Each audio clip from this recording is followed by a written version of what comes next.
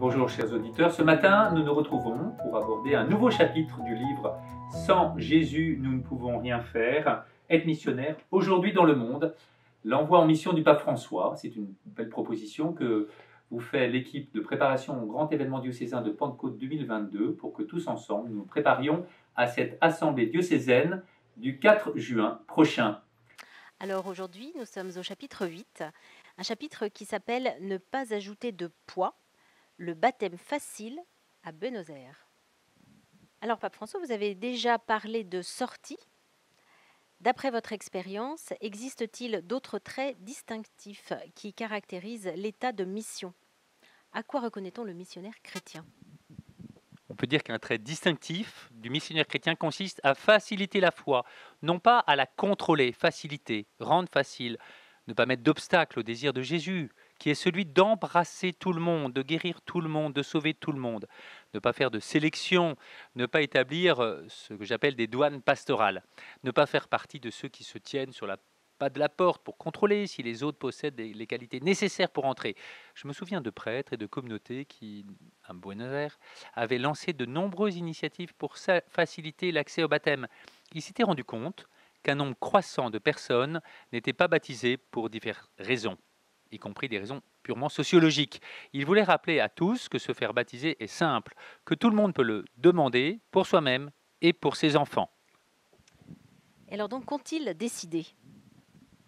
La voie choisie par ces communautés, par ces prêtres, était simple, unique. Ne pas ajouter de complications, ne rien exiger, supprimer toute difficulté de caractère culturel, psychologique ou pratique qui serait susceptible de conduire les personnes à reporter ou même à abandonner le projet de faire baptiser leur enfant. Personne ne devait quitter les bureaux d'accueil des paroisses avec l'idée qu'on avait refusé le baptême à ses enfants en prétextant la faiblesse de la préparation religieuse de leurs parents, la faiblesse de leur conscience quant à leur responsabilité d'assumer une éducation chrétienne envers leur enfant qui venait de recevoir le baptême.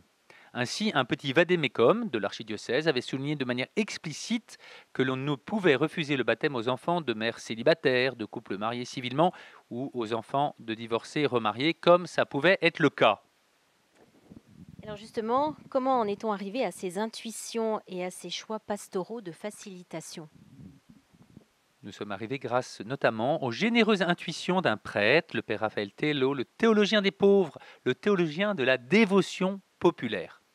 Il avait décrit, sans polémiquer, la mentalité qu'on appelle éclairée, comme on dit en Europe, comme un mode d'approche intellectuelle, élitaire, qui finissait par réduire le baptême à une sorte de rite propitiatoire destiné à doter le baptisé d'un certain niveau spirituel, de l'aptitude à réaliser des actions spirituelles de haut niveau.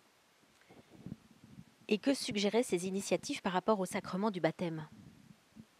Bien finalement, dans notre mémorandum diocésain, il était écrit que l'initiative du baptême, je cite, vient de Dieu, qui suggère lui-même aux parents chrétiens de le demander ce baptême pour leur enfant, même lorsque ces parents ne sont pas en mesure de donner des raisons appropriées à leur demande, et aussi quand, sans le savoir, ils agissent du fait de la libre et aimante prédilection du Seigneur qui veut que cet enfant devienne son enfant en Jésus-Christ.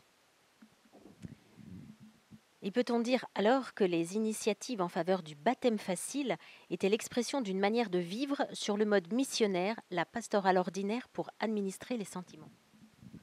Assurément, les sacrements sont les gestes du Seigneur. Ils ne sont pas la propriété ni des prêtres ni des évêques. En Argentine, il existe un grand nombre de petits villages très difficiles d'accès, où le ministre de l'Église vient 1 ou 2 fois par an. Mais la spiritualité populaire sait que les enfants doivent être baptisés dès que possible. Aussi y a-t-il toujours dans ces lieux un laïc, une laïque, connue de tous sous le nom de bautizadores, les baptisants, qui baptisent les enfants à leur naissance en attendant la venue du prêtre, du curé. Quand celui-ci arrive, on lui amène les enfants afin qu'il les signe avec le Saint-Crème, achevant ainsi la cérémonie. Lorsque j'entends le récit de ces expériences, je pense toujours aux communautés chrétiennes du Japon, demeurées sans prêtre pendant plus de 2 siècles. Lorsque les missionnaires furent de retour, ils trouvèrent toutes les personnes qu'ils ont rencontrées baptisées, valablement mariées aux yeux de l'Église, et les défunts chrétiennement inhumés. Tous. Ces laïcs n'avaient reçu que le baptême, et en vertu de leur baptême, ils avaient reçu leur mission apostolique.